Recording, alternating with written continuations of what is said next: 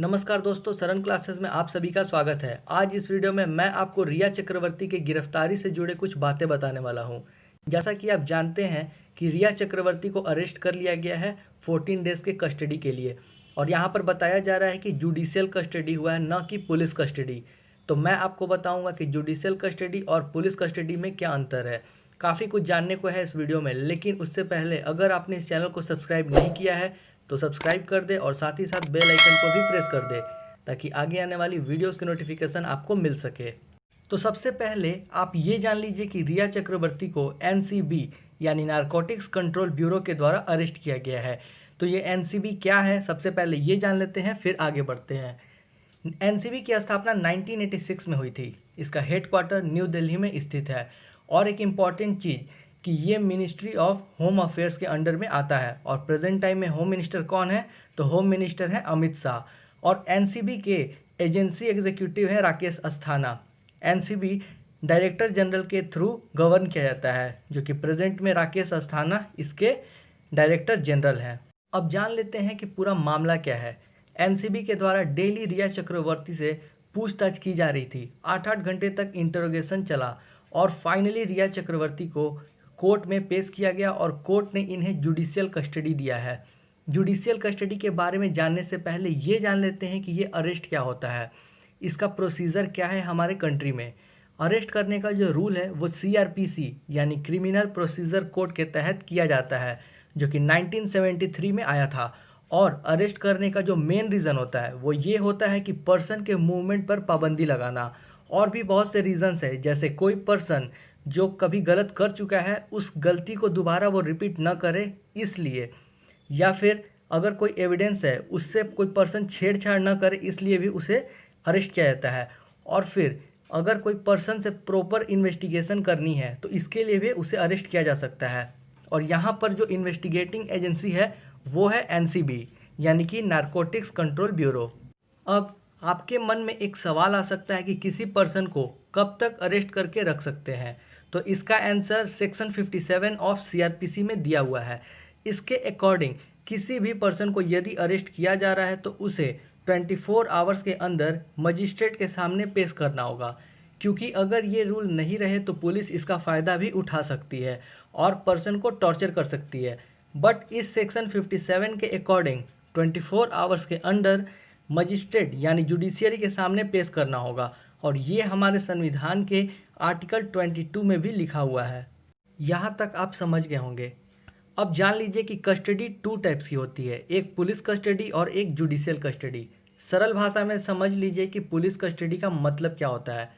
जब किसी पर्सन को अरेस्ट किया गया और उसे पुलिस स्टेशन में रखा गया, लॉकअप में, या फिर इन्वेस्टिगेटिंग एजेंसी द्वारा अपने लॉकअप में रखा जाता है, तो इसे हम कहेंगे पुलिस कस्टडी। जैसे कि आप पुलिस स्टेशन वगैरह देखे होंगे, अगर वहाँ रखा जाता है किसी पर्सन को तो हम पुलिस कस्टडी कहते हैं। लेकिन जब किसी पर्सन को मजिस्ट्रेट या कोर्ट कहता है अरेस्ट करने के लिए और वो अपने अंडर में रखता है तो उसे हम कहते हैं जुडिशियल कस्टडी। यानी जब जुडिशियल फैसला सुनाती है तो उसे हम जुडिशियल कस्टडी कहेंगे। इसे एक एग्जाम्पल के द्वारा समझ लीजिए। जैसे किसी पर्सन को अरेस्ट किया गया, अब पुलिस या इन्वेस्टिगेटिंग एजेंसी उस पर्सन को 24 आवर्स के अंदर कोर्ट के सामने पेश करेगी, और यदि पुलिस उस पर्सन से पूछताछ नहीं कर पाई इस 24 आवर्स के अंदर में, तो यहाँ पर पुलिस या इन्वेस्टिगेटिंग एजेंसी को कोर्ट इजाज़त देती है ताकि 15 दिन तक उस पर्सन को और कस्टडी में रखा जा सके ताकि पूछताछ की जा सके। तो ऐसे सिचुएशन में हम उस पर्सन को पुलिस कस्टडी में कहेंगे। लेकिन सपोज 15 दिन हो गया और पूछताछ नहीं हो पाई, 15 दिन बीत गए, अब क्या होगा? तो अब पुलिस या इन्वेस्टिगेटिंग एजेंसी 15 दिन बाद फिर से उस पर्सन को कोर्ट के सामने पेश करेगी, और यहाँ पर पुलिस फिर से रिक्वेस्ट करती है जुडिशियरी से कि हमें और टाइम चाहिए पूछताछ करने के लिए, हमें और कस्टडी में रखना है। तो याद रखिएगा कि जब 15 दिन के बाद उस पर्सन को दोबारा कस्टडी में लाया जाएगा तो उस टाइम हम जुडिशियल कस्टडी कहेंगे, और अब उस पर्सन को सेंट्रल जेल या फिर स्टेट जेल में रखा जाएगा। जैसे रिया चक्रवर्ती को बैकुला वुमेन्स प्रिजन में रखा गया है। यहाँ कुछ और भी डिफरेंस है पुलिस कस्टडी और जुडिशियल कस्टडी में। जैसे जब पर्सन पुलिस कस्टडी में रहता है तो पुलिस जब चाहे उससे इंटरोगेट पूछताछ कर सकती है, लेकिन जब पर्सन जुडिशियल कस्टडी में रहता है तो उस टाइम पुलिस ऑफिसर्स या इन्वेस्टिगेटिंग एजेंसी को पूछताछ करने से पहले कोर्ट से परमिशन लेनी पड़ती है। जब कोर्ट परमिशन देगी तब वो पूछताछ कर सकते हैं। तो आप सबको क्लियर हो गया होगा कि रिया चक्रवर्ती को डायरेक्ट जुडिशियल कस्टडी में रखा गया है मजिस्ट्रेट के ऑर्डर पर, यानी उन्हें पुलिस कस्टडी में नहीं रखा गया। मजिस्ट्रेट के ऑर्डर आने पर उन्हें डायरेक्ट जुडिशियल कस्टडी में रखा गया है। एक और चीज़ जान लीजिए कि अब आगे क्या होता है जुडिशियल कस्टडी में। तो 90 दिन का टाइम होता है इन्वेस्टिगेटिंग एजेंसी के पास कि वो चार्जशीट फ्रेम कर सके। यूजुअली होता क्या है कि कोर्ट पर्सन को 90 दिन के बाद बेल दे देती है अगर नॉर्मल मामला हुआ तो, लेकिन कुछ हीनियस क्राइम्स भी होते हैं जैसे मर्डर वगैरह, इन सभी चीज़ों में बेल ग्रांट्स नहीं होता क्योंकि पर्सन कुछ भी कर सकता है, भाग भी सकता है।